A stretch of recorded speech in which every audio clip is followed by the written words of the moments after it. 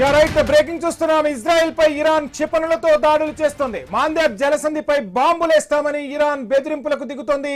So మొత్తంగా war attention అయితే కొనసాగుతున్న పరిస్థితి.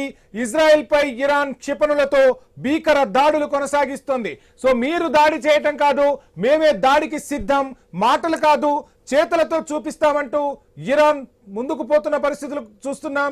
సో ఐ న్యూస్ స్క్రీన్ పై మనం క్లియర్ కట్ గా చూడవచ్చు. సో ఏ విధంగా ఇజ్రాయెల్ పై ఇరాన్ క్షిపణులతో భీకర దాడులు చేస్తుందో క్లియర్ కట్ గా కనిపిస్తోంది. సో మొత్తంగా ఇజ్రాయెల్ పై ఇరాన్ క్షిపణులతో విరుచుకుపడుతోంది. మాందేబ్ జలసంధిపై కూడా బాంబులేస్తామని ఇరాన్ బెదిరింపులకు దిగుతోంది.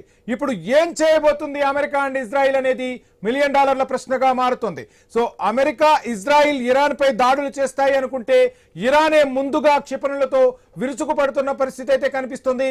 ఇక ట్రంప్ విధించిన గడువు మరికొన్ని గంటల్లోనే ముగియనుంది. సో ఒక 2 గంటలు 3 గంటల సమయంలోనే ఇదంతా కూడా ట్రంప్ విధించిన గడువు ముగియనున్న నేపథ్యంలో ఇరాన్ క్షిపణులతో ఇజ్రాయెల్ పై విరుచుకుపడుతున్న పరిస్థితులు వార్ను నెక్స్ట్ లెవెల్ కి తీసుకువెళ్తున్నట్టుగా కనిపిస్తోంది. సో ఒకసారి మనకు స్వామి మొత్తంగా చూస్తున్నాం. సో మీరు కాదు మేమే అన్నింటికీ సిద్ధం అన్నట్టు దాడులు చేస్తుంది ఇరాన్. సో అంటే ఏంటి, తెగించినట్టు అనుకోవచ్చా మనం? అంటే ఒకప్పుడు ఇజ్రాయెల్, ఇరాన్ ఒక మిత్ర దేశాలుగా ఉండేవి. ఆ తర్వాత ఇవి అత్యంత భీకరమైనటువంటి శత్రు దేశాలుగా మారిపోయాయి.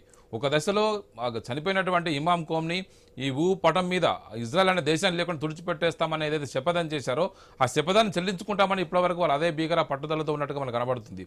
మొదటి నుంచి కూడా ఇజ్రాయెల్, ఇరాన్ మధ్య వార్ కాస్త అమెరికా ఎంటర్ అయ్యేంత వరకు కూడా ఈ 2 దేశాల మధ్య కొనసాగింది. అమెరికా ఎంటర్ అయిన తర్వాతనే 3 దేశాల యుద్ధంగా మారి ఒకవైపు మిడిల్ ఈస్ట్ అంతా కూడా యుద్ధ వాతావరణం నెలకొన్నది. ఇప్పుడు ఇరాన్ నేరుగా ఇప్పుడు ఇజ్రాయెల్ని గురిపెట్టి ఇజ్రాయెల్ ఉన్నటువంటి మౌలిక వసతుల మీద, ఒకవైపు ఇజ్రాయెల్ అనేది కూడా ఎవరు కూడా ఇంట్రెస్ట్ చెప్పు చేయలేరు. ఇజ్రాయెల్కి ఒకవైపు ఐరన్ డ్రోమ్ ఉంది, దీనికి సంబంధించి ఎవరు దీన్ని ఛేదించలేరు అనే లక్ష్యానికి సంబంధించినటువంటి గత చరిత్రనంతా కూడా ఇరాన్ తుడిచిపెట్టేసింది. ఇరాన్ చేసేటువంటి క్షిపణుల దాడికి, డ్రోన్ల దాడికి ఇజ్రాయెల్ కూడా చాలా చోట్ల కూడా దెబ్బతిన్నది. ఆ పరిస్థితి మనకు స్పష్టంగా కనబడుతుంది. ఈ రోజు కూడా ఇప్పుడు కూడా ఇజ్రాయెల్ కంటే ముందే ఇరాన్ ఎదురుదాడి మొదలుపెట్టింది. మీరు చేయడం ఏంది, మేమే చూపిస్తామన్నట్టుగా కూడా వీళ్ళు ఆ డెడ్ లైన్ కంటే ముందే వీళ్ళు అటాక్ మొదలు పెట్టారు. సో ఏం జరగబోతుందో చూద్దాం ఒకసారి. నరవిజయ్ గారు, సో ఏంటి మొత్తంగా ఇరాన్ తీసుకున్న స్టెప్ ని ఎలా చూడొచ్చు అంటారు? విజయ్ గారు, మీరు అడిగింది వినపల్లే. విజయ్ గారు, నా వాయిస్ వస్తుందా?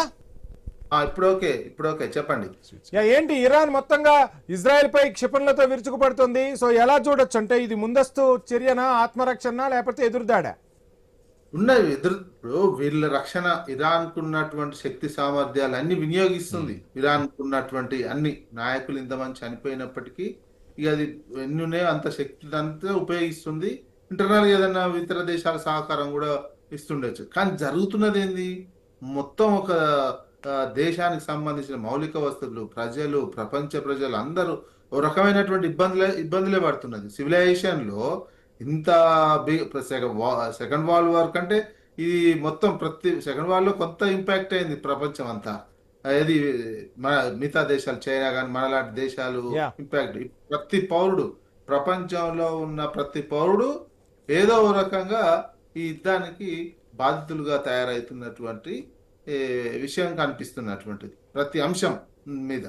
అందుకని ఏంటి ఇంత పెద్ద యుద్ధం చేసి ఇరాన్ కూడా సాధించేది ఏంటి?